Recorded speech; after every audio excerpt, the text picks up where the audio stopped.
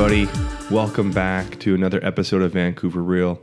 I am your solo host today, Mike Zaremba, and I'm very happy to be here with you. Thanks for joining us wherever you are, whatever you might be doing. I really appreciate you coming along on this little journey that we have today.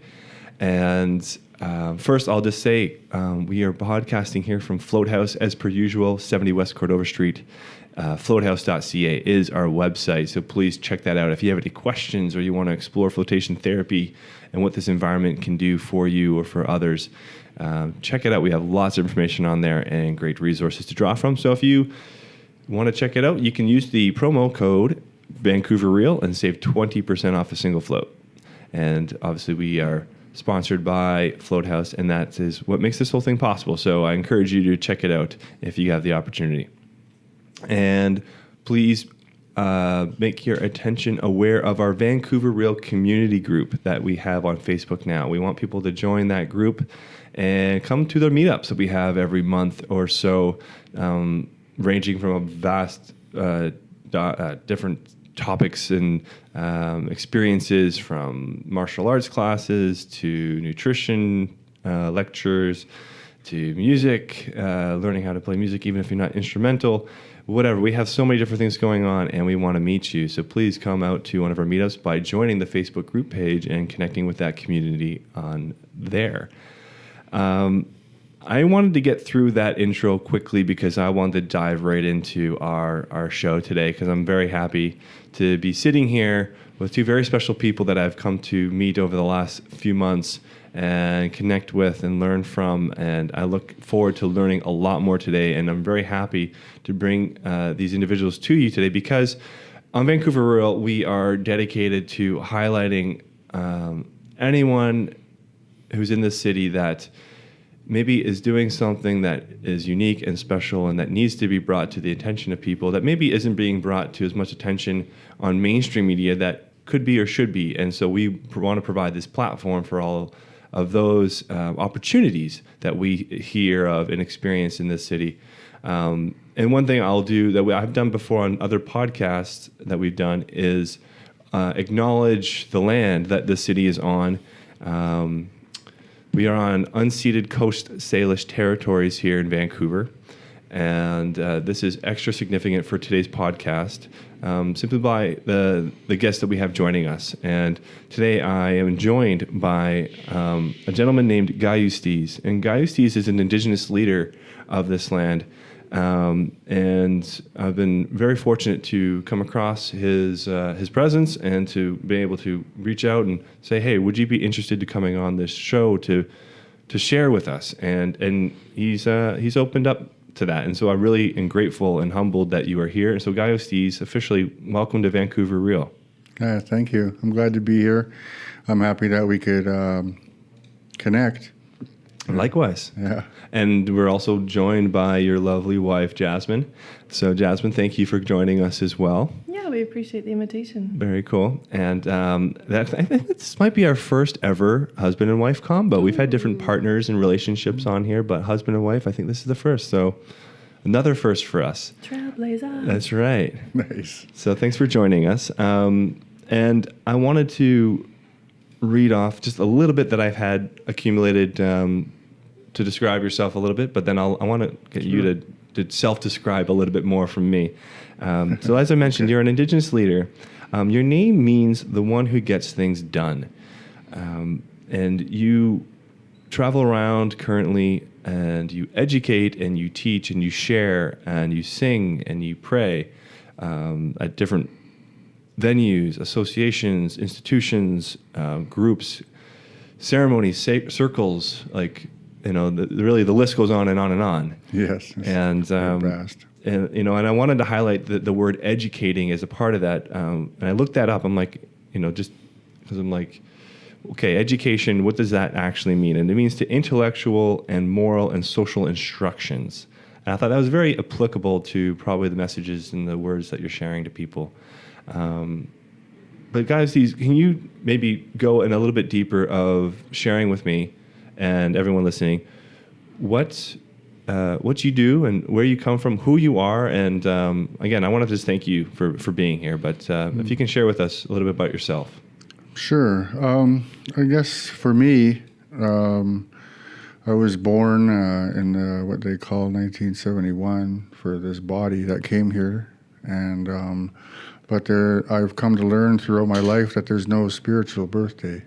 That's known only by Creator, and so I'm much older than this earth time that I have here now. And it's been a long journey for me to discover who I am and to pick up the sacred instruments, the feathers and the fans and the different things that we use, the instruments that creation has given us to run ceremonies. All different kinds of ceremonies. I run hundreds of them, at the least a couple hundred of them. And but throughout my life, I was not always just born with hereditary leaders teaching me how to be. I wasn't just born with a whole tribe of indigenous leaders helping me along because of the outcome that has bestowed upon all of our people, and everybody is impacted by the residential schools and colonization. And so, first of all, before I took a step to do anything, I had to find out where I came from, which is a story that goes back before I was born in 1971. And it goes to what happened to my parents, and it goes to what happened to my grandparents and my great-grandparents, and how it was that things started to get dismantled for me and my people by systematic genocide. Time-tested genocide. Mm-hmm. And so I can say that just calmly and freely now. Yeah. But before it was like,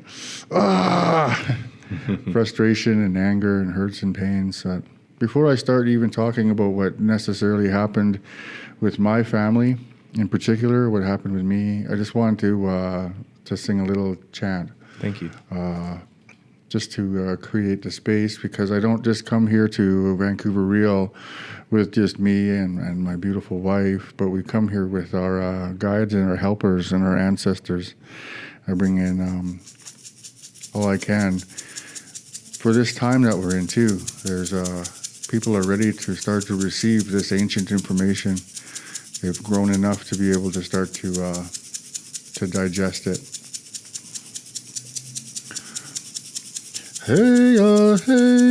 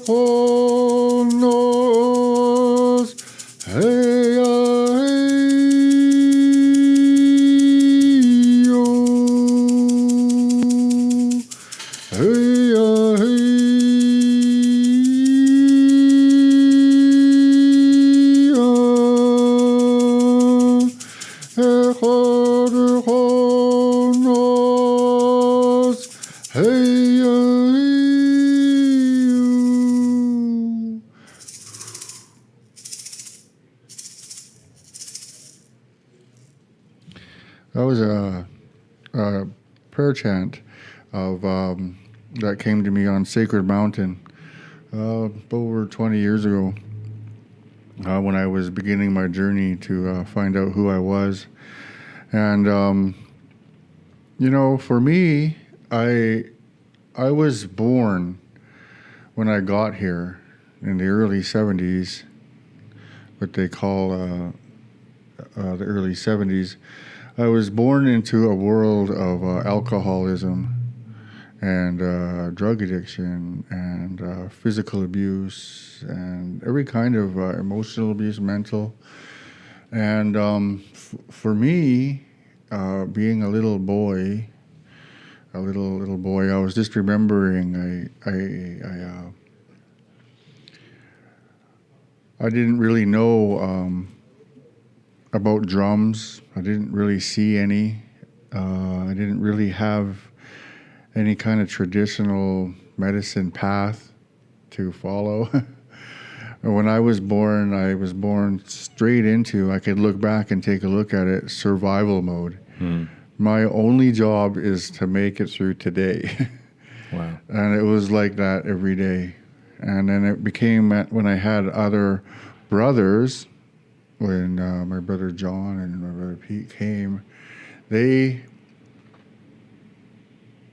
needed me to grow up fast because of the alcoholism that was happening with the adults and everybody else around us, that it was survival mode for us. And but we made it through. There was a lot of really traumatic things that I bore witness to, a lot of violence and fights and a lot of really debilitating behaviors.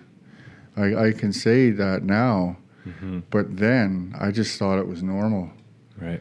I just thought it was normal to get beaten on by adults and knocked around and locked in closets by adults, and I thought that was how it was if I didn't behave, properly. Yeah, I remember when we were meeting before we had this interview, and you kind of made that point to me, you thought this is just how the world was. Yeah. And you had no idea that it was different or could be different at that point in time. And then when I heard that from you, I don't know, it just really hit me because I never even, I came from middle class, upbringing, very privileged, very safe, very protected, and it really hit me. So I couldn't even imagine what that would be like when you have a world where that's your reality. Yeah. Yeah, it was my reality, and all of my family and relatives too, my cousins and all of the people that I had met. I grew up in Skomish. Well, I got bigger in Skomish.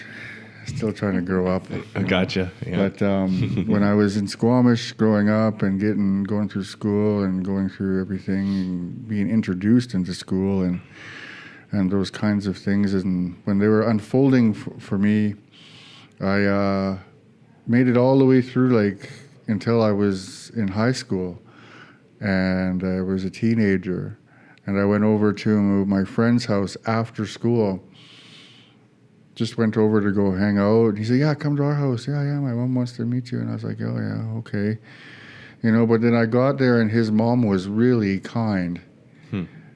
Just really friendly and kind. I'm not saying my mom wasn't kind at times, but we had a lot of struggles as a family growing up. And I never experienced, it was kind of like watching that show, Leave It to Beaver, Right. Happy parents welcomed in. I never experienced. I thought that was fiction. Right. I didn't know that was real, and then so I was kind of uncomfortable. Now this is a really friendly environment, and it's nice and kind. Right. And they're offering me food, and then I went in to meet the dad, and he was even more nicer. And then it hit me. I never. My dad wasn't around growing up. Because of all the things that was happening with alcoholism and addiction and pushing apart our family. Yeah. But it hit me really strong, and I didn't know what it was, but I had no idea what to do with it. And I started to cry, and I was at my friend's house in front of his parents, and I didn't know, so I ran. I got mad and I ran. I got to go, and I just ran away. Right. And I didn't realize it. And but those are the first people that I kind of met, and I found out later that they don't drink, and I didn't know.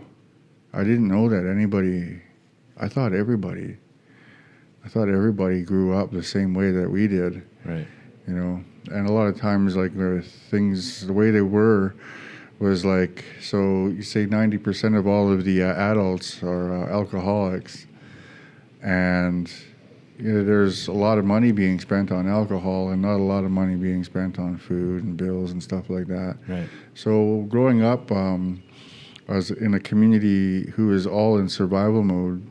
It really gave me an opportunity to look towards each other in the community and look towards each other for any kind of help and support that we could offer or get from each other.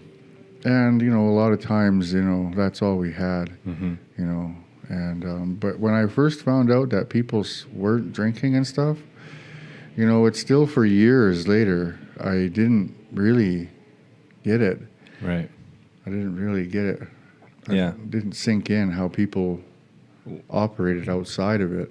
Right. Yeah, it was a completely different paradigm. Yeah, a completely different way to look at everything in life. And so I started to notice that there was some things wrong with me. Later in life, I got into like my 20s. I'm just going like a brief kind of scan over my life with much more layers that goes into each part of these things that I'm sharing. When I started to realize that, wait a minute, there's people out there that, well, what do they do? I started to get curious, and then I started to grow up and, become a young man. And I started to notice teenager, I moved out when I was 13, so I didn't have very much time to I was in survival mode all through the whole teen years. But when I started to realize, after all the parties in high school and after all of the, out the river, and the things that we did as kids and concerts and guitars and, and I started to realize that there was something kind of wrong with me, that I always had to have a drink or something. And it was like that my whole life. Like, I first had been introduced into marijuana when I was 5. Wow. 5. And it was part of my life in so many different ways for all through my teen years. And I wonder how it would be, I wonder how it would be, and to be without it. And I would always wonder about this other people. And then I met my dad when I was a young man, and I was mad at him. I was furious. Like, why weren't you there in my life? Like, where were you? So I was like looking for him for years, and my main goal at that time was just to beat him up. Like, you got it coming, man. Like, and then I found out that my mom hit on him. And he looked for us his whole life. So it was... Oh, wow. And then I met him. How did that feel when you found that out? Well, it changed everything because I was on a furious, angry hunt for him. And my only world was bars. And there was, and everybody knew him. Everybody knew my dad where I was looking, but they haven't seen him in years and years. And then this one time I wound up on a little provincial stay in all expense paid trip at the Crowbar Hotel. So I got into this scuffle with some police, and then they wound up giving me an all expense paid trip.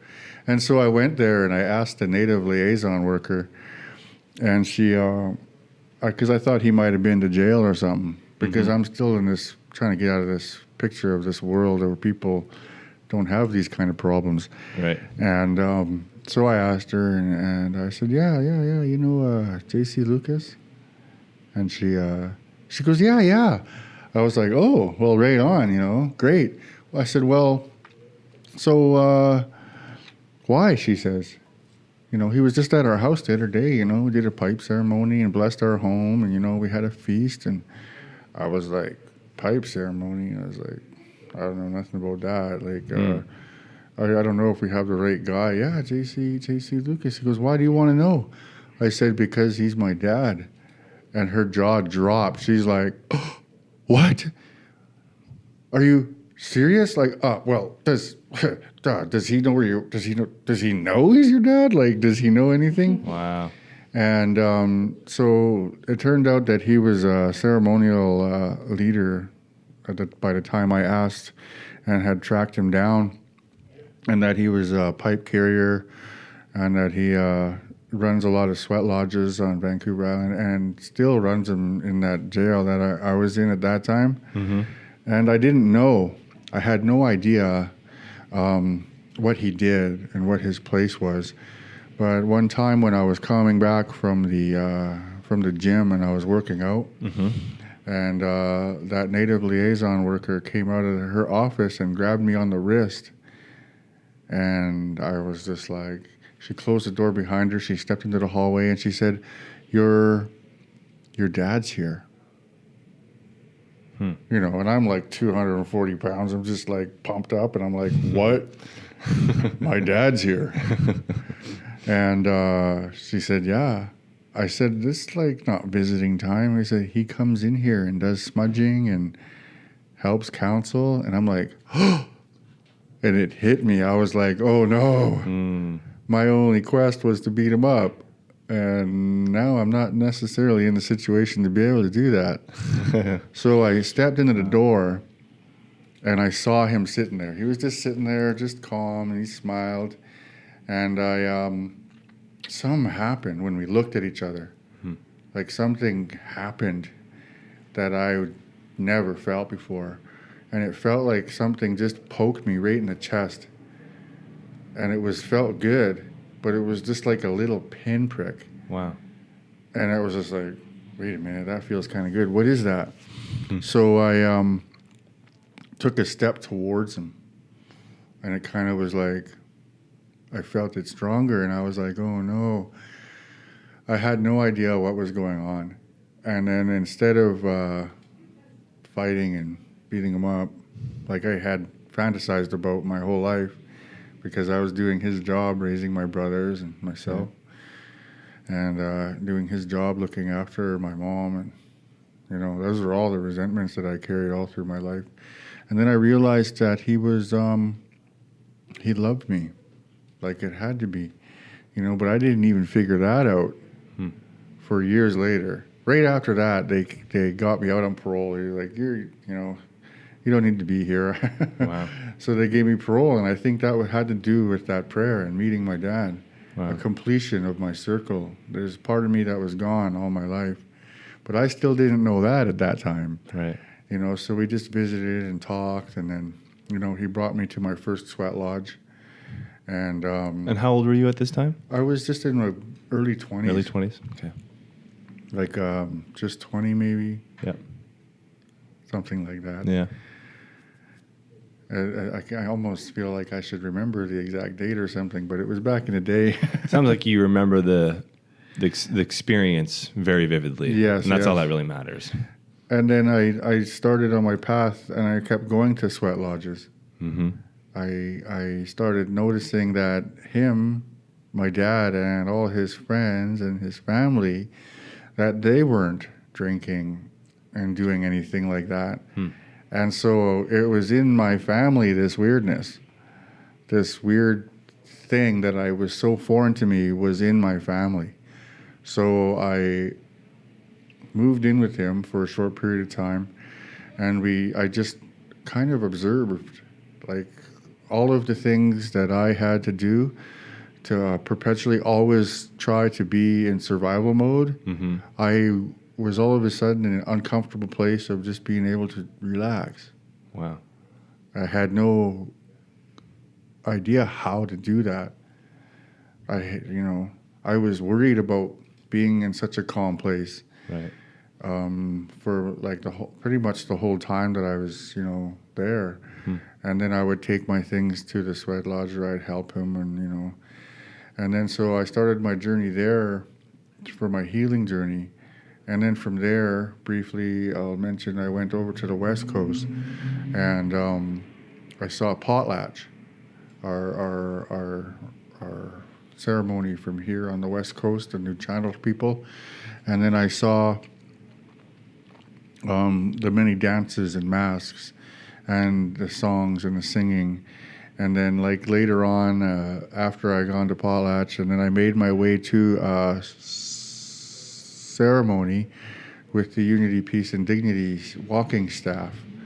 And somebody put a drum in my hand, and I had no idea. I was trying to watch how they were doing it, and I had no connection to my own heartbeat to drum along with them.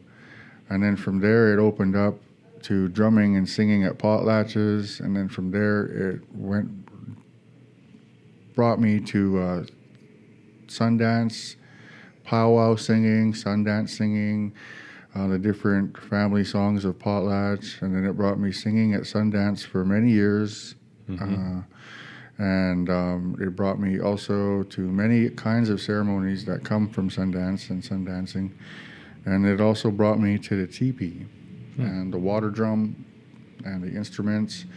And it even brought me as far as the teachings of South America with the different strong tobaccos that's utilized and the different medicines that they have that the jungle is providing, and ayahuasca ceremonies and different life-altering medicines and ceremonies. Throughout this life, many instruments has been bestowed upon me, and I never tried to go out and get these things. Like, I never wanted them. You know, I was still just trying to figure out how these people are being happy. Well, how are they being happy with nothing? Right.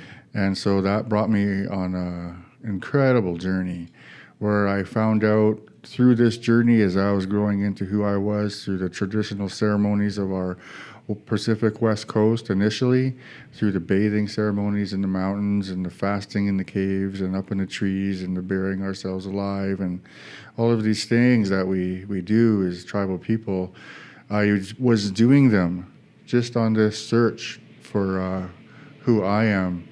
And then I'd find out later that that's what our ancestors have done for thousands of years.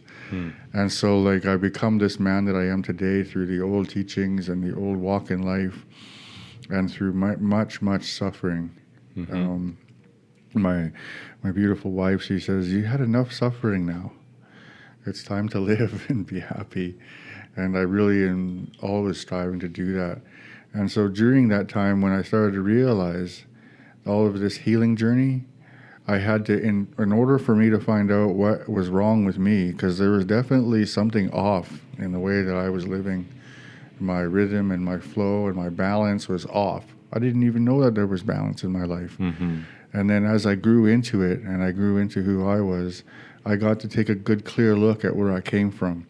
Where I came from with my dad going to residential school, his dad going to residential school, and then his dad watching his grandpa being hung by the church and the government upon contact, that telling me the stories and the history and showing me that he was hung because he found a white woman drowned on the beach, and he brought the jewelry to the church guy, the preacher, and then they called the police, and then they said, you must have killed her. And then so they hung him publicly. Wow. And we still sing that songs today. Don't use it very often. It doesn't surface very often, but the family over there in Heshkataks, up in Heshkoyet, they use that song all the time. Opening and closings of all of our ceremonies in potlatch. So to find that out, that happened, and that from that point on, that's when the dismantling of our traditions and our culture to try to move them away, how they beat and they did mental, physical, emotional abuse to my family directly. I know exactly what had happened to my family because they told me.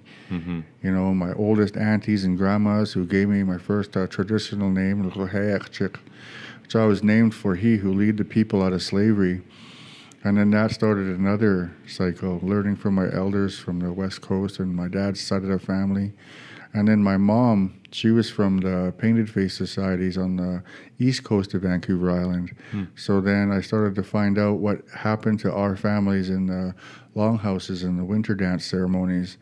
And then the same thing happened to my mom's family, but it was a little bit different. My grandma was strangled to death when my mom was 2. And then they had caught the guy and then let him go. And it was just an Indian that died, you know. No biggie to them, I guess. Yeah. And so when I realized that these horrible things have happened to the family, I couldn't really at that point now be mad at my mom or be mad at my dad or be mad at my cousins and uncles or, you know, be mad at everyone and everything for my current situation in life. And so I wound up many layers to this too, many stories to go into the delicate fabric in which we are here, you know.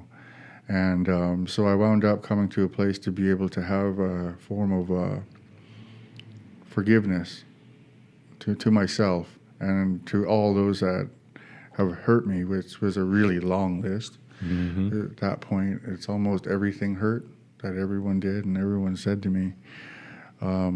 And so then I was able to redeem myself from a real devastating pit of despair. And, you know, I'm happy to know and I'm grateful that I'm not the only one. You know, I'm not the only one who has lost the traditions and cultures. I'm not the only one who thought that they were lost.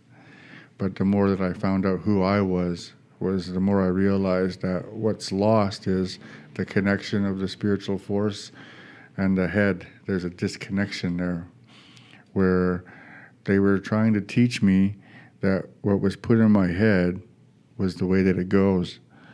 And what I found out later on was that the spiritual force uses the brain as an onboard computer for creating and co-creating life here. And that we have the opportunity to be able to share some of those teachings, you know, here on Vancouver Real, and to be able to kind of take a look at what it is to be even the term, the First Nations, you know, and the term Aboriginal and you know, Indigenous, what they say it means and everything, you know. I'm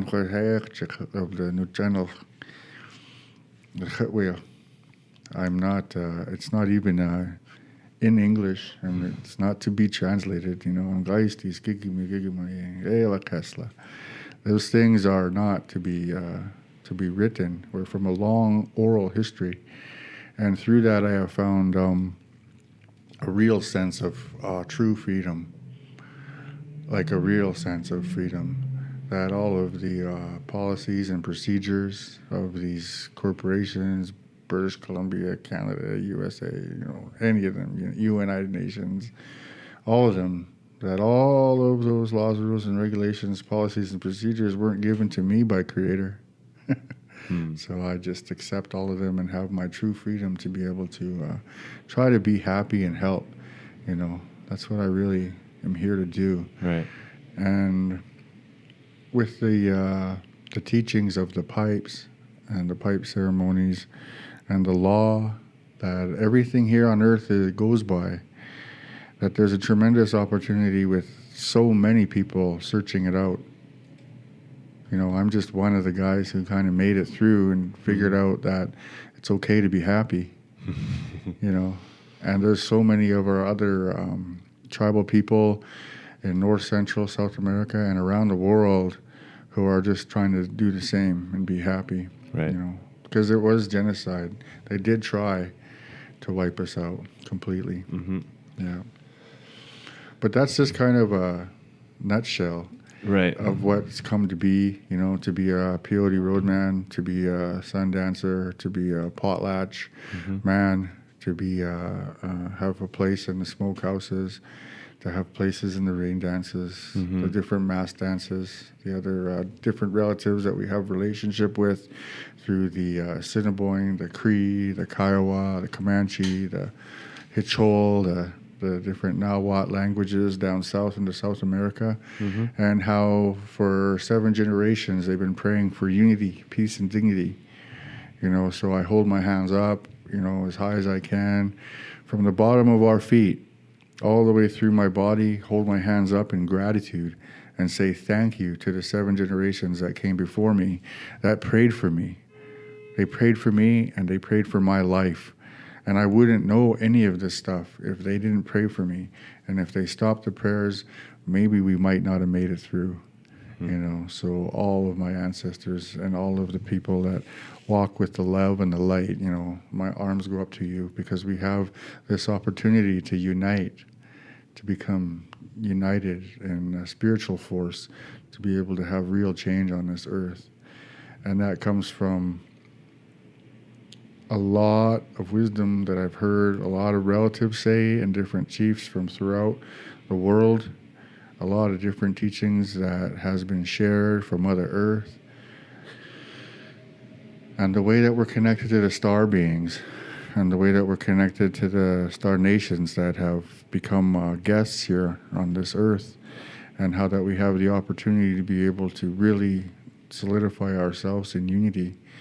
It's the big part for me, becoming united with my mental, physical, emotional, and spiritual selves, to be able to have the guidance and the wisdom, to know the difference of what's going to hurt, cause harm in the future, and what's going to help in the future for the generations to come. So I'm really glad to be able to be here, and I don't want us to sound like I'm rambling on, but No. I wanted to give a brief introduction to the scope of the amounts of information that we can get through these different sweat fireplaces, these different fireplaces with the peyote, the different fires of the great sun up in the sky that brings us life, that shares this fires with all of us. That hopefully throughout these casts and these recordings that we do, that we'll be able to reach in to some of the endless amounts of teachings and information that Mother Earth and all of this spiritual force of the universe and multiverses has to share with us for this time that we're in right now. I mean, hearing you say all of that, it's just, I mean, I'm while you were talking, there were so many points where I wanted to like stop and dive in there and go into it. But I think, we kind of just openly discussed that perhaps we'll explore these things in more detail in future. And so I'm like, okay, well, where do we go from this? And I guess my first question kind of is, or my question right now is just in terms of right today in this day and age, now you've gone through this process, and I mean, you're still going through your process. So if I look at, gyauustees calendar, which maybe you manage a little bit, Jasmine, I don't know, but when I look through that, what sorts of things are you doing, in these days, months, and years right of this moment? You mentioned so many things, but what do you find occupies a lot of your time these days? At this time right now, to be honest with you, I'm trying to find those places in my life that need my support. Like my own personal support, my own personal space, my own that I can have and respect. The need for it, the need for that sacred space in my life is a must for my own health and happiness. Because of the things, to give a little bit more perspective on things, that a couple of years ago, a few years ago, there was a journey during the Idle No More, what they call a movement, the awakening. My brother Wallace Quayum, Chief Bo Dick, was sitting on the island there, and his daughters came and approached him, and before his grandfather and them had talked to him about breaking a copper. And that's our big copper shields that we have. Walk on the coast here. There's Hollister societies, the secret societies. And he had revived a ceremony. And it was regarded as a shaming ceremony. And they had traveled down Vancouver Island to Victoria to the legislature building and had broken a copper, shaming the government for what they had done to our people. Their part in it. Everybody can't say, well, it wasn't us, but right. At the same time, fine, we accept that for value and we'll just leave it up to you. Mm-hmm. And then next year, Haida Nation had given up a copper. And the first journey, they walked all the way down Vancouver Island from the north end to Victoria. And then the second journey, Lalakanis 2, they had set out on a journey to cross Canada. Wow. And so this time around, the Haida copper was given to do the shaming ceremony on the federal government in Ottawa. And so when he headed off on his journey, he had crossed paths with me and the Shukwekhmekuluch up in what they call the Shuswap, land of the Shuswap people. Mm-hmm. And it's a place where I was living, and I had Sundance there for many, many years. And for whatever reason, I was having a really hard time getting to Sundance. And then we got a call that they wanted to welcome Bo Dick and the Copper Caravan. And so we went and sang songs and welcomed him. I said, I think I'm related to that guy somehow. And after we met, we had found out that we were really closely related through hereditary bloodlines, and as well as the matriarch of our people, the Kuklakuwak too. My relatives related through the Skomish side of the family. And I wound up going on the journey with him to Ottawa. And I brought all these ceremonies and these pipes and the Peace and Dignity staff over there to facilitate the ceremony and to partake and share the message of our people and the coppers across the land. And so we had successfully broken the copper and returned all of that shame off of us people that it's been done to back, and returned it back to the government. And at the same time, we had broken a piece off of it too for the Crown, for what they had done to us too, And at the same time, we accept for value all of the atrocities that had happened to us. And then I came back to Vancouver and was part of a show, Lalakanis, All Directions, because All Directions came together for that. And then now there's plans to go to Greece and do ceremonies there. Bo has carved a number of masks, a tremendous collection of masks that is going over there. And then there's also the spirits of the forest, and there's also the supernaturals. And this is all part and parcel with the coppers that were broken and the pile of pennies that the Canadian government gave us back, the pennies that they took from the land, all the copper. So I have a copper shield made in our design out of pennies. It's made out of pennies, and it's going over there for display. And that has value with regards to the true value that we are as Native people, tribal people. And I say that because all of these other words that they use to try to describe us puts us underneath their corporation for their business that they want to do. Right. So, we need to stop there for a sec. What type of words you feel are appropriate to use and that are serving and empowering and not underneath that corporate structure? What would you like people to be, if there's something on the television or in the news or in a document of some sort, like what would you say would be the best word to use that's not under that umbrella anymore? Well, that's the whole thing, right? Like, it's not even in English. Okay. Some people like to say sovereignty. Okay.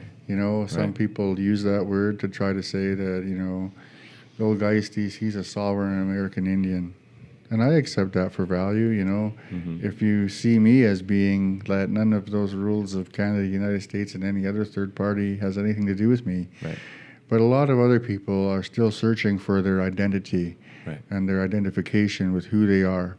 A lot of our people think that they're, band member of the Squamish band or the Sconlith band or, the Nanaimo band, and that there's an ID number that's attached to that says that we're First Nations in unceded territory. Right. And now all of those are commercial terms. That's not the actual name of the land. It's not the actual name of the people. It's the name of a different company. So I'd like to try to identify myself as being of the tribal people of the land, not on the citizenship, so that all of those terms that go along with being a good citizen on the ship what they identify with being who they are. You know, I don't have anything against who people believe who they are. You know, the real spiritual force and the real feelings inside them is how they are. And if the system is working for them, then fine, you know, but there's more, you know. I just wouldn't want to see people hit that plateau underneath the umbrella as being as high as you can go. Right. You know, I'd like to be encouraging to people to know that there's more, you know, and that it's all through peace.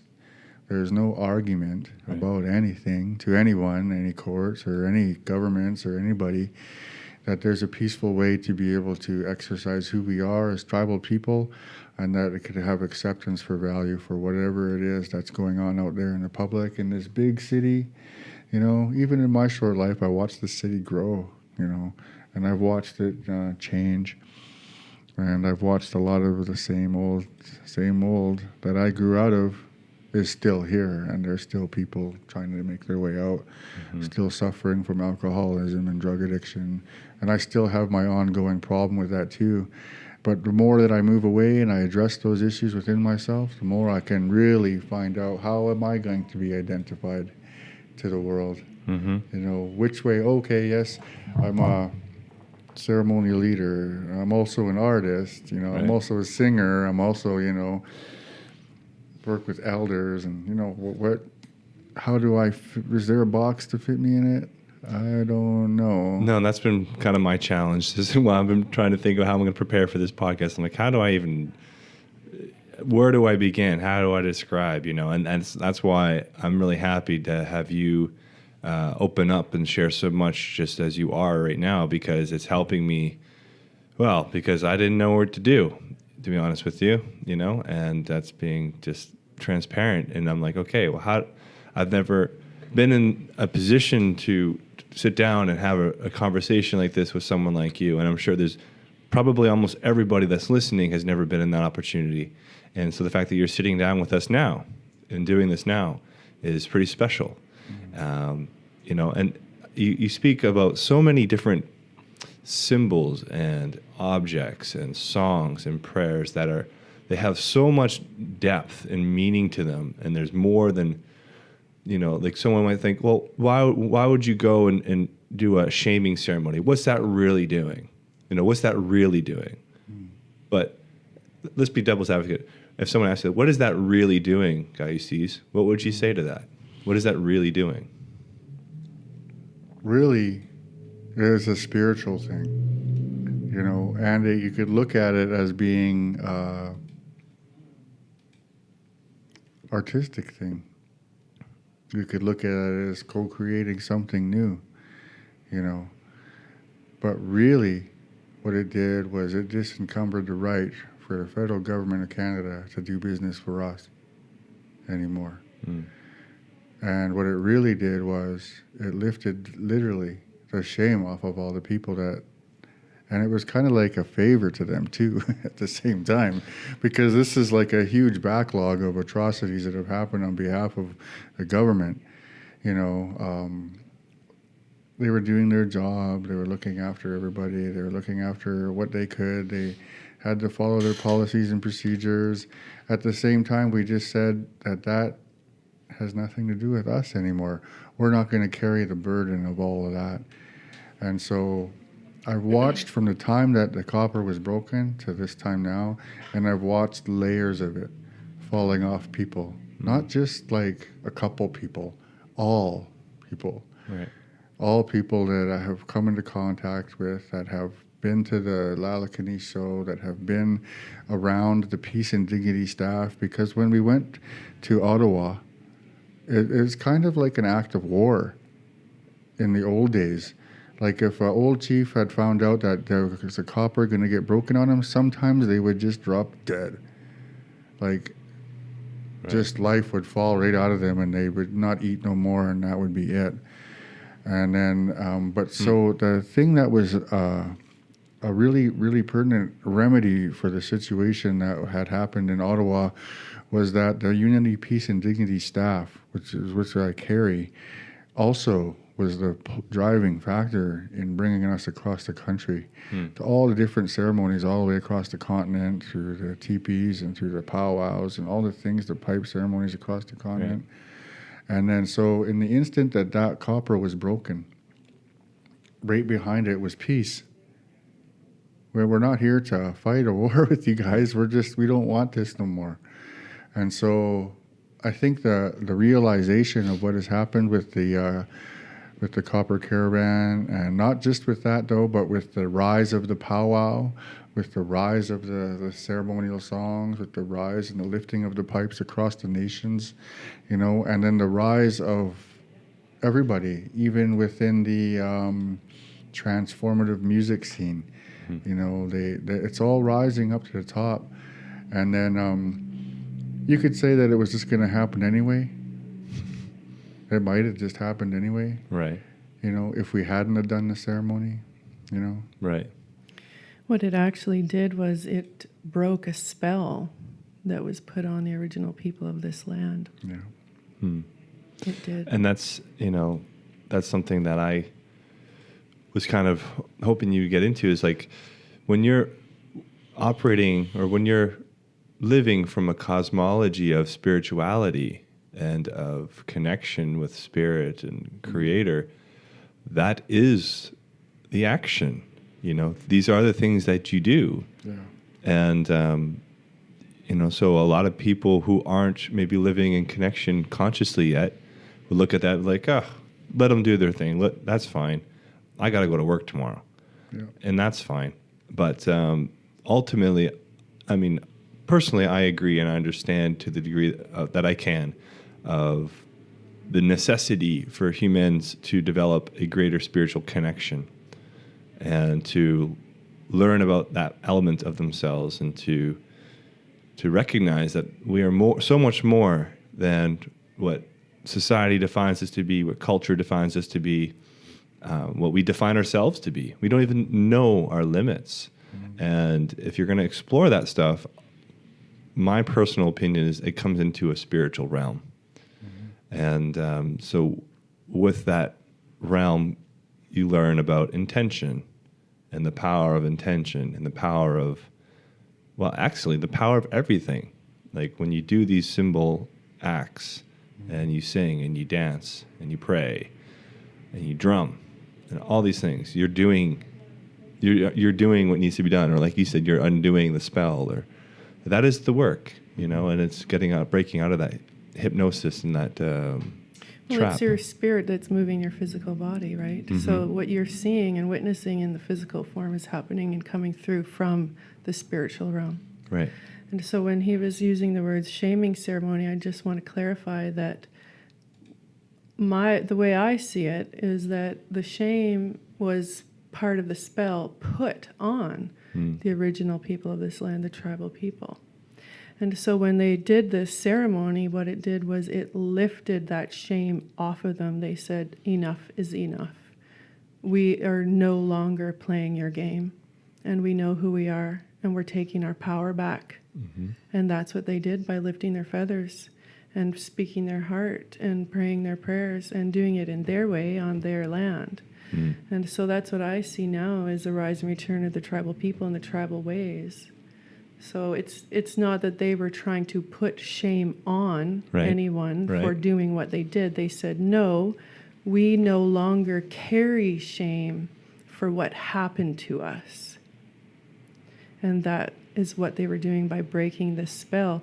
A lot of the things that people went through in these residential schools were ritualistic torture on children, the things that they did. And I know firsthand, I won't describe it. Mm-hmm. It's traumatizing, but I know from people that have been through it what happened, and it was ritualized. Okay, these are designed programs to overtake a race of humanity. And so, this ceremony that they performed twice now so far, Victoria and Ottawa, that's what it has done, is it has sparked something. And when were these done? 2014 and 2015. Okay. Am I correct? Very recent. So, yeah. Very recent then. Yeah. Interesting. No, wait, 2013, 2014. Okay. Because we met 2015. Yeah, so 2014. 2014 Time. was Ottawa. Yeah. I thought it was till I was 2012. Just kidding. Yeah. Yeah. Time. There's a whole nother podcast. Yeah, absolutely, right? That's a good illusion. You brought some things with you here. Can you, I mean, just for people that are watching, and if you're not watching, I encourage you to get to a platform to watch. Show us what you have and describe and share. I brought my fan. Okay. That's My eagle beautiful, fan. by the way. Yeah, it works good. It's hot. But it's my helper. I got this from my brother. And I brought another center feather that I use to run ceremonies. Mm-hmm. And I brought a drum that I'm painting Wow. still. Yep. Tell my bro Mario if he watches. That's not this, done yet? I'll get it done, bro. I will. Beautiful. And I brought a little rattle and Is a that a flute? whistle. A whistle. Yeah, just a little whistle here. That I blow for reason, Mm-hmm. for purpose, for helping people everywhere. And sometimes these are made with bones of eagles. Eagle bones. Wow. Yeah, this one is. I brought this one. I had the eagle bone ready to come, and I thought I'd bring the bamboo whistle, to bring here to the studio. And I've learned how to work with the bamboo whistle. It can communicate to a lot of other birds and Mhm. stuff. Mhm. Too. And the eagle bone whistles calls on certain things. So Yeah. just wanted to be more open today. Yeah. No, it's I great. was gonna blow it. You can. You're welcome to. Yeah, I just need to have a good reason. Yeah. Okay. Yeah. That's. I guess you did. Yeah. Makes sense to me. Yeah. Cool. All right. I'm hoping, right? That we Never can know. get to some sort of something that needs to have a good. So the fan you have, the white fan, what would that use be? When is that used, and how is it used? I use this one in peyote ceremonies. I use this one at in the ceremony at Ottawa. Mm-hmm. In the ceremonies around town, we had other ceremonies. I used it in ayahuasca ceremonies. I've used it at Sundance ceremonies. The tail fans. I also have the wing fans, which have different meanings. But we could have a whole show just on That's so feathers and true. fans. You're right, and maybe we'll. But this one's my fan. The other ones that I have is Mm-hmm. like for my children. That's one thing that I didn't make mention to is that I'm a father. I have 9 children and one granddaughter. Wow. And so we've all been in the mix of all of this stuff that's happened to me. We're all coming out of that mix that's happened to us. Right.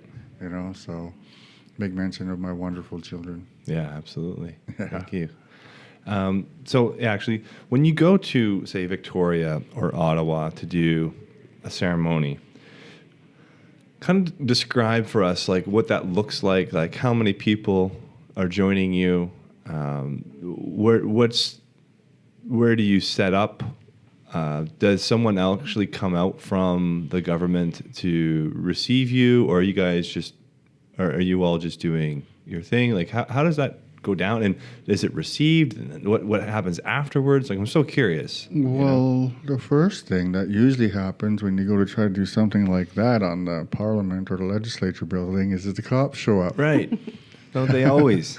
Yeah, our humble servants. Yeah. And they are like that way now for tribal people who know who they are. Mm. And fortunately enough, we didn't get arrested when we got to Ottawa. They were very, very helpful. The RCMP were very helpful. Like, we're not supposed to have our vehicles on the lawn and all this other stuff. Right. Right? You're not supposed to have your vehicle in there. We got big, huge loading vans. We're unloading, lots of masks and lots So of how many things. people are we talking about? How many people came to the Ottawa one? And from where? From here, from the West Coast, I think there was about 15 that had left Vancouver. Mm-hmm. And then they had traveled up to Elders Gathering. They had traveled a few places in BC. They went up to the Chilcotin to wash the coppers in the sacred waters up there. They had come across over to Vancouver. From Vancouver over into the Shuswap, from the Okanagan. I went to the Sundance, and that's when we, I was at Sundance for 20-some years, and I was praying for my family all the time. And it's a piercing Sundance, where you offer your flesh for your prayers and your suffering. And right that day when I was meeting Wallace Goyam that day, I had, nope, I'm not going, Creator. You're going to have to find somebody else. I don't know if you're listening to these prayers or not, but I haven't had any family members up there. My one brother was up there one day, many, many years ago. And I just don't think you're answering my prayers. And then Wallace Goyam and the family showed up, and we found out how we were related. And then we went to the Sundance, and we had our prayers around the tree, sacred tree of life. And then I did the piercing ceremony after that on behalf of all the prayers that we have. And then from there, we headed off, back over to the house. We went back down to the house, and then we got regrouped. And then he said, I really want you to come. And so he headed over to the Chilcotin. He wanted me to go help wash the coppers in the ceremony that was happening over there. But in the meantime, I just started packing. I was packing to go. And he came back, and I said, well, we'll go, man. Yeah, we'll come with you, and we'll support. So from there, we had a plan to go to Alberta. And so we left over in what they call BC, and we're going through the mountains. Just when we got to the top of the mountains and we're coming down, we started coming down, there was the hugest lightning shower. All in this one valley where we were, it was just and the hugest thunder. Boom. I don't know if I can be that loud, but it shook. We were shaken by it. Yeah. And then so we made it down, and we talked to the relatives around the Calgary area. And we stayed at a casino that they had over there. They were real hospitable while we regrouped. And then we went to the museum, the Glenbow Museum, maybe. Okay. And they, at first, weren't letting us in. They were like, nope. And so the Blood tribe and the other tribes from surrounding areas showed up in Calgary, and they let us in. And when we went in there, we had our stuff in there. We had a lot of our stuff that we went there. And so that's as far as the plan for going to Ottawa went. Right. Yeah. There was only leaving my house and making it to Calgary. And then there was no plan. So then the plan, my bro was like, well, it's up to you, bro. Which way do we go from here? So I had to regroup. I had to pull it together. And then so the journey went north to Edmonton. And we went to the campuses at the university, and there was a faculty, the First Nations faculty there that welcomed us. And then we did a ceremony praying about the legislature in Edmonton. And then from there, we headed over to Onion Lake to a big powwow that was happening there. And they had a special for us. We all danced in there, which was interesting because everybody at powwow danced clockwise. And we went in there and we went counterclockwise. Just because of different traditions? Yeah, we take care of different things. Okay. And so that was a really tremendous experience that we had. And then we went from there to Saskatchewan, and we sat with the Native American church people. And then we went from there to Saskatoon and met with another group of people who passed us grizzly bear staffs. Wow. And then many ceremonies at these places, pipe ceremonies, peyote ceremonies at these places where we traveled. And then we traveled to Manitoba because we were getting pressed for time. We had to just kind of floor it from Saskatoon all the way to Winnipeg. And I think we rested somewhere along the way there, but we were flooring it. And then we had pipe ceremonies at the Thunderbird House, which is a building that's all covered with Derek Napanak, Grand Chief over there, met us. We came into the Thunderbird House there, and then he just stopped because he was trying to help us, right? Because it was a media thing. We wanted to bring the message of what happened to us to everybody. And so he had all the media there. He had all the news people there. And he just took one look at us and he said, "Oh, just right on. I'm glad you guys are here. You know, we'll I got my pipes and stuff here." He said, "I'll get rid of these guys. I'll make a statement to them. Oh, okay. And then we'll come in here." So he had invited media there and hoping to support, but then he realized that it was a spiritual thing because he had dreamt meeting us already. Oh, interesting. And so we are already, pipes were there, big buffalo robes, headdresses, you know, or regalia and all the stuff that we had there. Mm-hmm. And so that was like kind of at the middle of the continent. And we did many prayers at that time there and protocol with the hereditary lines and from the Grand Chief in Manitoba. And then the next day we had unlocked our ceremonies around the Parliament, the legislature in Winnipeg, which is a very interesting architectural thing to look at. Right. It's got like the Ark of the Covenant, it's got the chief and the Roman soldier, you know, looking east. It's got all kinds of things, and it's very open copy book to public about the sacrifices that they did there in that building on the Black Star. They just tell all about it. Wow. They're just open about it. They don't even try to say that they're doing evil. They're not trying to powder puff it saying we're doing good. They just straight up have a coffee book in their library that says that this is what we do here. Wow. And this is the history of what's happened in this building. So that was a pretty heavy duty load for us to be able to undo. Do you think it's good to have that sort of just transparency about it? Well, it's becoming more and more apparent to everybody. I think the more that they're rising to the consciousness, they're growing people on a planetary level, and the way that we're developing, you know, together, is we're able to see that stuff now. Before it was like, oh, that's just not real. But then it winds up being that's what they did there. Well, when we went around that building, we were out front, and there was people taking photo for us to help document our journey and stuff. Some of our relatives, and this guy, he had a black briefcase, and he just had a black suit on and like black tie, and he's just like grumpy looking, and and he goes, he said, "Hey, you want to take a picture for us or something?" Because my buddy wanted to get it, and then the guy says, he just looks at him with just horrible look. "We're tired of feeding all you people."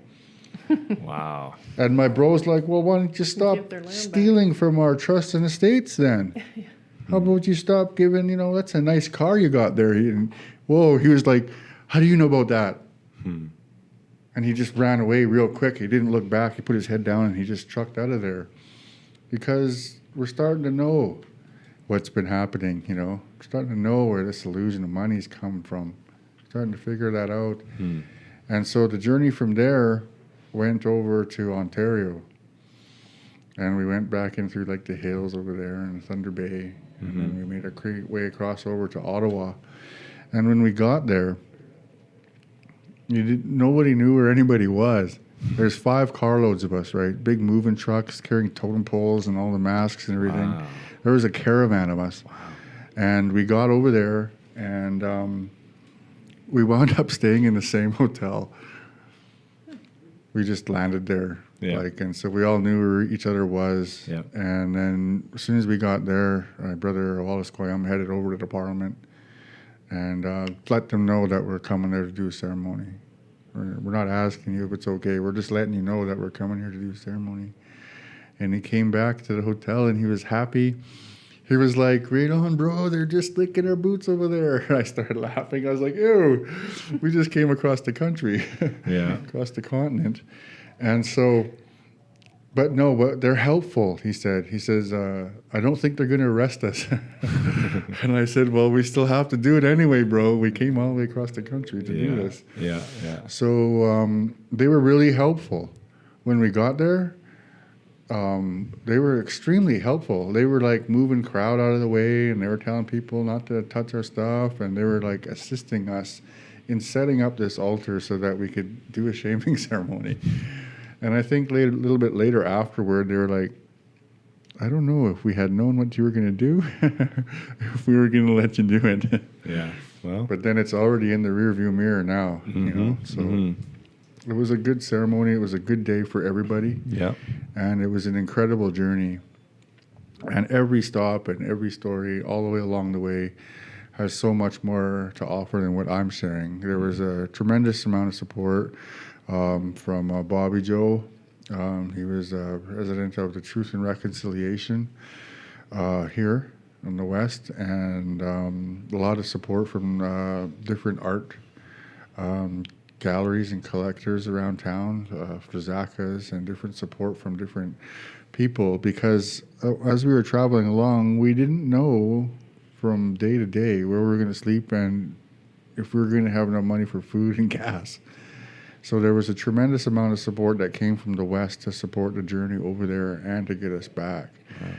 And all of that is all the spiritual force, like all of it.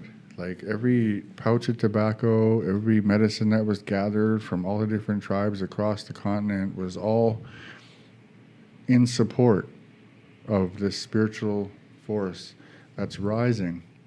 And the copper itself, of course, is absorbing all of the energy from everywhere that they went and every ceremony they did along the way. The copper becomes like, gyauustees describes it as a spiritual credit card, the way that you can charge it up and add. It becomes cumulative, the energy.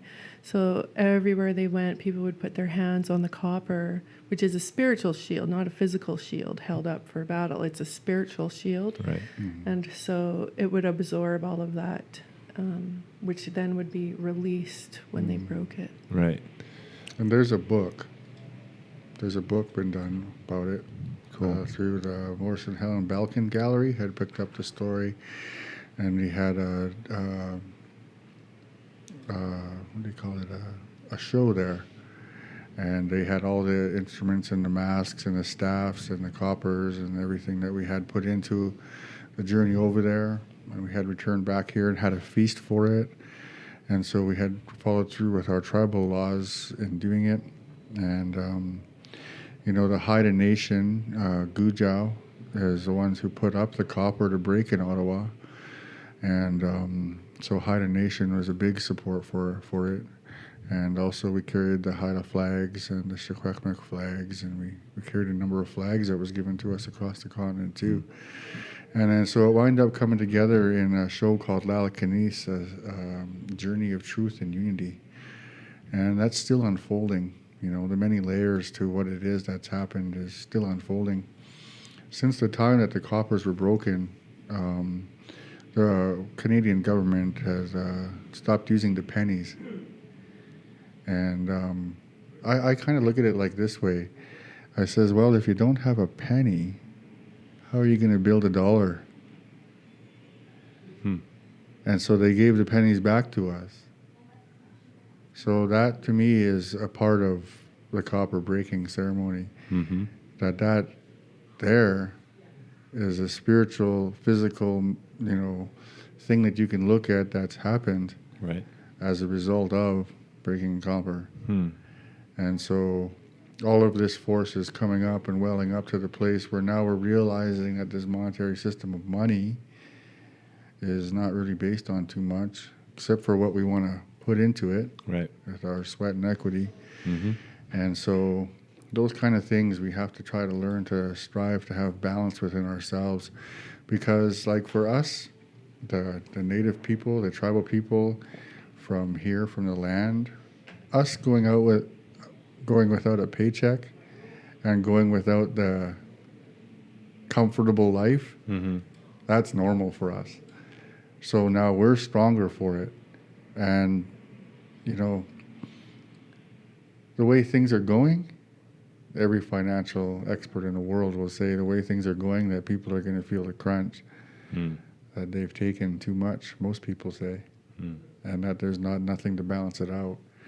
So my prayer goes out to the people to be able to learn this law that there is here on earth of give and receive, you know. So for us to be in Ottawa and for us to break the copper and then for us to offer up that peace and to blow that whistle, that eagle bone whistle, to offer that peace for now. Because it all boils down to peaceful possession, you know, and that's of our house here. This house, this body is the house of our spirit, the way that we believe it to be. And so like to be able to have that peace and just to hold it and maintain it, different stress levels and stuff that happen in life, but we can work together to have peace really in our hearts. You know, we can become unified in that, you know, and in dignity. We just hold each other up as high as we can with dignity. And then we'll be able to, because the way things are heading, you know, like the ball's rolling, we have to take a look at what we're doing on a level of the way the coppers are, the system and the society that we have within our secret societies here of governance. Well, we'll just use that word loosely, governance. But like our people have our way of taking care of our society. And, you know, they could call it, a secret society. Well, we had to keep it secret. Otherwise, we get killed for doing it. You know, so having those things intact, how do we look after our people? And the simplest way that I have found to be able to share it is that we are a people of service. We're not a people, you know, like, so my brother's a fisherman.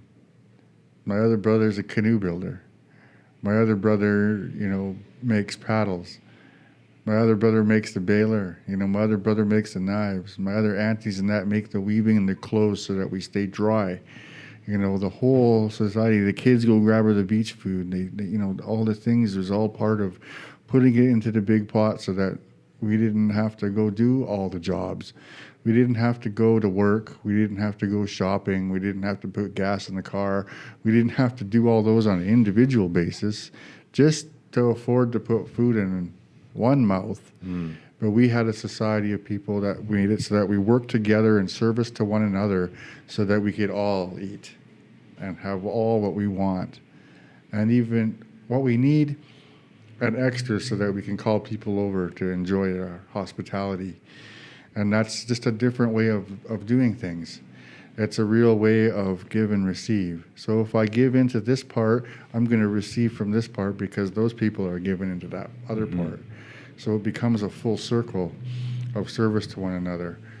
And it's still alive, you know, it's still doing well. You know, the same ethics and values that we've had for thousands and thousands of years are still alive and well. And they're in our spiritual force.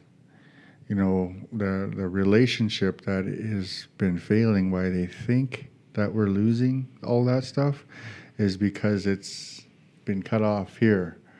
That it's everything we think and everything we're taught, what we read and everything we hear. But when we quiet everything down and we listen to the force of the Spirit, then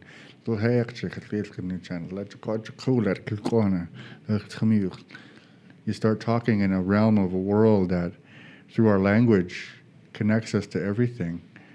And then we realize at that point that we have not lost anything, that we have everything. All of our languages are all there, all of our everything. We don't need to read out of a book, you know.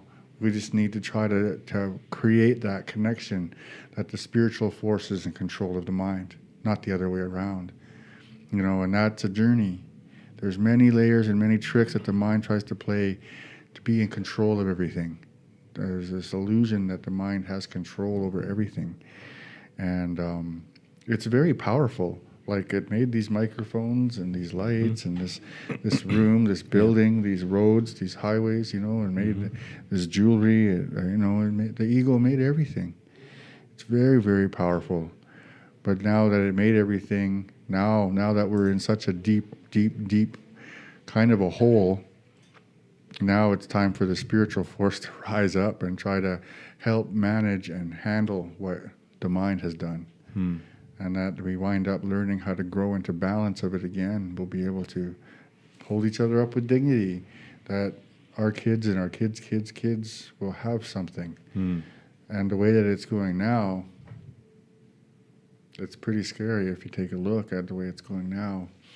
And then at the same time as there's all of this fear, this war, all this stuff happening that's looming over the dark forces, at the same time, there's all these people who are like peace and like help and support one another. So try to focus my energy at being clear on both sides, like the hands clapping together, the negative force and the positive force coming together and stand right in the middle. That's where the power is at. And you can only stand there if you're in peace. You can only stand there if you're in peace all the way, and to maintain it and to hold it and to have it. And through that, you wind up earning rights to just have fans like this. A lot of the ceremonies that I go to, the only people who have white fans is the elders with white hair. The old ones. They sit behind that fan, you know. And so me being a young man carrying these things, you know, but with old teachings to back up these things, you know, it's another opportunity for us to, I think, and I feel that it's time for this kind of show to happen, that it hasn't always been time for these kinds of stories and these kinds of things to happen and to be told. And it has to do with this unity, peace, and dignity. I didn't bring it today, but I was going to bring the condor feather over and the eagle that I have together.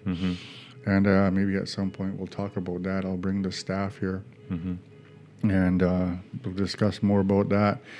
But I'll just briefly mention that the prophecy of the condor and the eagle uniting, North and South America uniting in unity, peace, and dignity, that time is now, that the condor feather and the eagle feather and the relatives of the condor and the relatives of the eagle are united. And we've all been united for this whole 7 generations because we've been praying towards this time that we're in right now. And they said that all this time, they've said that when the light reaches the indigenous people, the native people of the Pacific Northwest, that they'll become so illumined that they'll enlighten the whole world.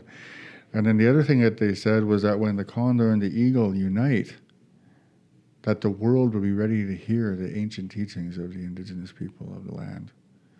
And so we're here at this point now, where now that it's happening, that we're uniting at such a level that it cannot be undone, because you can't unlearn something that you really know in your spirit. And so now is the time that I can sit in front of a microphone, have the support of my ancestors, have the support of my elders, have the support of the children, have the support of all life to be able to sit in front of a microphone and talk to so many people out there, wonderful relatives who are trying to find a way. You know, and I'm not saying that us indigenous people have all the answers for everything, because there's a lot of great minds out there who have powerful spirits too, and have learned a few things about how we can use green technologies, how we can implement some of these changes so that we have sustainable living and we have this way of life again, you know, that we give back to our mothers, that we clean up our oceans, that we look at the radiation, that we take care of these problems so that we can sustain life on this planet. That our responsibility isn't just about, you know, keeping our own roof over our head, but we have to keep the roof over our head, this canopy of air that's holding space out. We have to hold that here and try to maintain it and look after ourselves. By looking after ourselves is how we do it. And we'll start to see, and Earth will start to heal. some of our other relatives that I work with within regards to this Unity, Peace, and Dignity Journeys is other relatives and spiritual leaders of the tribes of the Kogi, the tribes in Ecuador, the tribes in Brazil, the Owanawa, the different tribes that work with the different medicines, with the Haka, the peyote people, the different relatives who have the different Sundance trees and everything. All of these relatives are all saying the same thing, and none of them have met. Nobody's met physically, but we're part of the spiritual thing, and this job that I have. I'm grateful for it. I'm really grateful to carry songs, and I'm really grateful to be able to talk about the condor and the eagle, to have this introduction to Vancouver Real and the listeners that are out there. And I have a lot of gratitude for my life, today. My beautiful wife, and how she loves and cares for me. There was a time in my life when I couldn't accept love from people, even strangers. If they were being nice to me, it was too overwhelming. So I'm really grateful that the Creator's given me a path in life to be able to find a safe place to step, and if it wasn't too safe, that I made it through safely, because the choices and decisions growing up in survival mode put me in precarious positions throughout my life.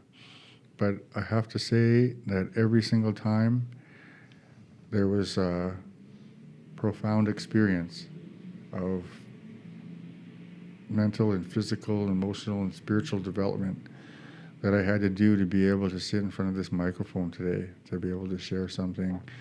I hope that what I bring here, that what comes here with me is good for everything and everybody, in all ways. Always. And always. Yep. Yeah, that's right. Yeah. All love, always, always. And I think, like with that too, I think it's time that I could sing an eagle song. All right. And we'll blow this whistle. And just share that. And then, I knew that there was like cameras here and stuff, and I just brought a couple of feathers and things like that. But as the podcast grows, I would, for the cameras, come here with more and more regalia. So by the time the fourth podcast came, then you'd have a visual of, you could start with the first thought of a snotty-nosed little kid on a reserve, making his way, picking bushes to eat, dodging all the violence and everything, and made my way out to have something within my heart to be able to stand for, Mother Earth. Yep. So I'm going to blow this whistle for that. For all the listeners out there, and for all of the relatives who have the voice and they want to join in. If you're listening to this, if you want to sing this song, any time is a good time to sing this song. This song came, I'll tell you, there's my brother William Bellegarde was in the penitentiary on Vancouver Island 20-some years ago. And he had been going there to help the Native Brotherhood singing. He'd bring his drum in there called Night Sun. And they'd called it Night Sun so that he could hold the light all night at the powwow. And so that's one of the first drums that I sat at. And he told me this story about where this song came from. And they were in the yard over there at William Head, sitting outside, a nice spring sunny day. And one guy looks up. You're sitting around in a circle at the drum, and one guy looks up and he goes, "Hey, an eagle." Everybody stops and they take a look and they're like, "Yeah. Oh, grandfather. Thank you, grandmothers." they had their one little prayer that they put up to the great eagle, help carry our prayers to the Creator. Another guy says, wouldn't it be cool if it dropped a feather? They're all looking up at it. Oh, yeah. Another guy says, a feather! Look! Eagle's still circling up, but there's a feather floating down into the prison. And so they all jump up, and they're running around. The feather's floating down. It's coming down. It's floating around on the wind, and they're running around trying to catch it. And my bro, he just sat there. He just sat there at the drum, and he's kicking back, and he's watching it, and he's looking at them running around. And then it wound up coming down, and it landed right in the middle of the drum and made a sound. So it floated down and came down, and it landed right in the middle. So there's these guys, big, huge guys, muscle-bound guys, work out all the time, got a lot of extra time to do that kind of sort of thing. And he said they all just started crying. They were like, something real just happened for them, something profound, healing for them. And I really have a good connection to this song as an eagle dancer for many years. And I can relate to those guys. The fastest growing reserve in the world, the fastest growing population of Indigenous people is in the prison system. There's more and more Native people growing into jail than anybody else. And it's been like that the whole time. But it's getting more and more.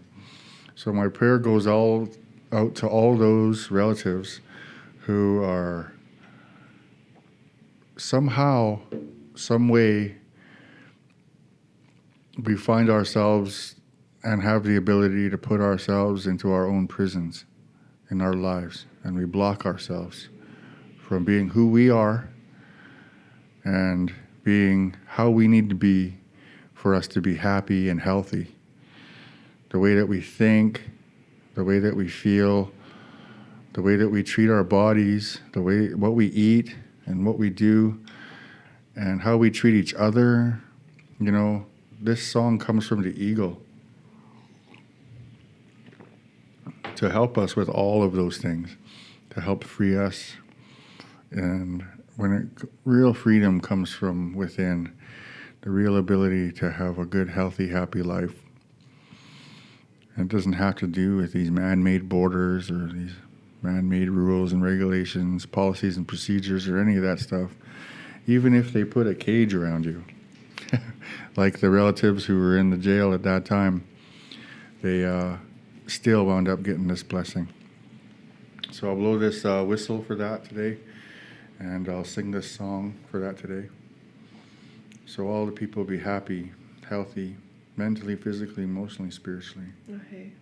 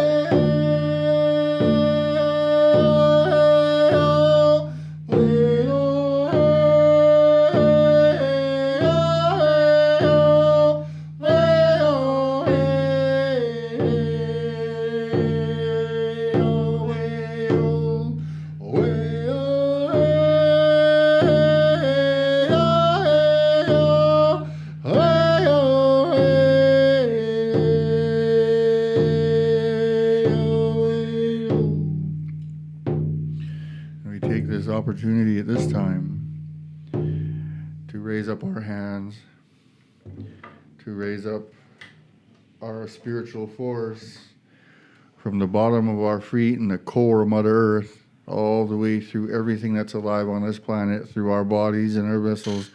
And we lift our hands up to creation, to the stars, to the heavens, to however you want to look at how the rest of all of creation is out there through the rest of the star nations. And we say thank you to the eagle. And we say thank you to all of our loved ones for being loving. And we give thanks for everything that there is. In gratitude, we say thank you.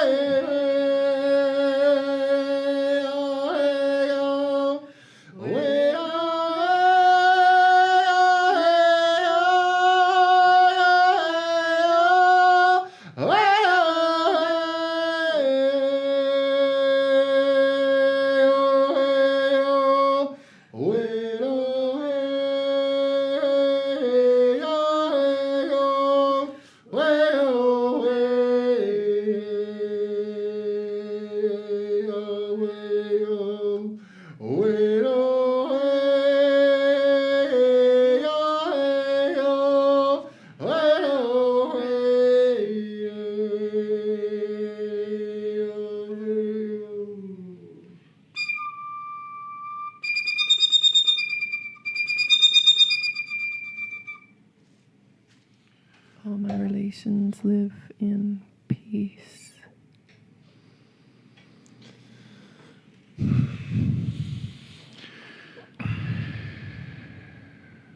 I really like having the ability to be able to sing. I really love having the gift of song in my life. So that prayer goes out there too, along with those whistles that I blew for everything and everyone listening and all those loved ones, that song be ignited in you so we could all sing together sometime. It'd be nice to have a few 100,000 people singing the same song. Mm-hmm. Wow. Well, with that, folks, that's what we'll leave it today. And gyauustees and Jasmine, thank you so much for coming here, for sharing your story, for sharing your teachings, and sharing this journey that your people have been going through and are going through, and where it's going, and what the intentions behind this are all. It's incredible. I'm really quite speechless right now, to be honest with you, and I'm really, really honored to be able to have been a part of this and to share this with people, and I look forward to more. Yeah, it'd be nice to be able to get into some of the things that I went through, kind of like when the sun was rising, that first direction east, and take a journey around the medicine wheel and take a look at how that development happened. Because people are at that place where the light's coming now. That's right. Maybe we could take a journey together. I think we'd very much like to do that. So thank you very, very much to both of you. I'm really humbled. And thank you for joining us, to you, whoever's listening. Thank you. And until next time, do whatever is. All my relations.